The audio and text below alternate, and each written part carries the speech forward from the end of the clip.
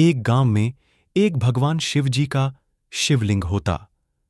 वहां पर एक बूढ़ी अम्मा हमेशा पूजा करने जाती और भगवान शिव की सेवा करती।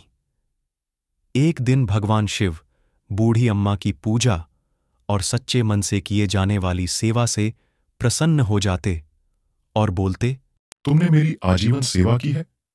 जब तुम एक छोटी बच्ची थी तब से मेरी सेवा कर रही हो और पूजा करते करते तुम्हारी सारी उम्र बीत गई।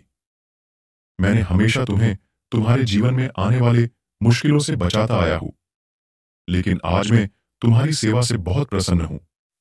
मांगो, तुम मुझसे क्या मांगती हो? मैं तुरंत तुम्हारी मनोकामना पूरी कर दूंगा। प्रभु, आप साक्षात यहाँ। मुझे अपनी आंखों में यकीन नहीं हो रहा। मैंने कभी सपने में भी सोचा नहीं था कि मैं कभी आपके दर्शन भी कर पाऊंगी। मैं तो धन्य हो गई। प्रभु, मेरे भाग्य खुल गए। मैं आपसे क्या मांगूं? भगवान, आपने मुझे हर वो चीज़ दी है जिसकी मुझे ज़रूरत लगी है। आपके सेवा करके जो सुकून मुझे मिलता है उसी से मैं बहुत प्रसन्न हूँ प्रभु। मेरा कोई भक्त अगर मुसीबत में हो तो मुझसे देखा नहीं जाता, और तुम तो मेरी परम भक्त हो। तुम्हारी भक्ति ने मुझे खुद यहाँ खींच के लेटे आई, और तुम मुझसे कुछ मांगोगी भी नहीं। मुझे पता है, इसलिए मैं तुम्हें खुद वो सारी चीजें दूंगा जिससे तुम्हारा और तुम्हारे बच्चों का भविष्य उज्जवल हो जाएगा। इतना बोलते ही भगवान शिव जी अपनी लीला दिखाते, जिसके तुरंत बाद यहां ढेर सारे सोने से भरे बक्से आ जाते, मानो पूरा खजाना ही उठ के यहां आ गया हो। मैं तो धन्य हो गई प्रभु।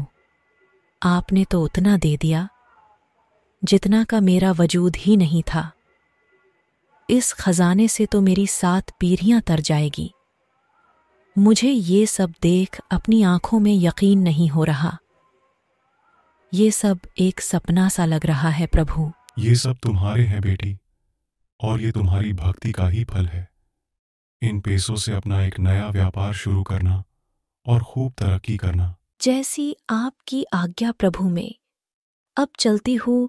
मुझे बच्चों को ये खुशखबरी देनी है। वो लोग ये सब सुनेंगे तो खुशी से पागल हो जाएंगे। तभी गांव का एक आदमी इनकी सारी बातें सुन लेता और अपनी आंखों से प्रभु के चमत्कार को देख के दंग रह जाता। मैं जीवन भर लोगों को परेशान करके उनके मजे लेता था, उन्हें सताता था, लेकिन आज समय ने मुंह फेरा तो आज मेरे पास ना तो धन है और न ही कोई संपत्ति। और ये बूढ़ी अम्मा जीवन भर प्रभु की इतनी सेवा की, जिससे प्रभु को खुद उनके पास आ गए और उन्हें अनमोल तोहफा दे गए।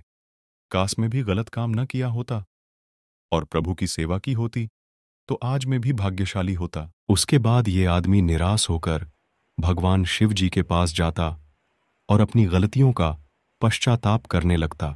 हे प्रभु, मैं अपनी गलतियों के लिए बहुत शर्मिंदा हूं। मैंने हमेशा बुरे काम किए हैं। मैंने कभी पूजा पाठ के लिए नहीं सोचा। पूजा किया भी तो सच्चे मन से कभी नहीं।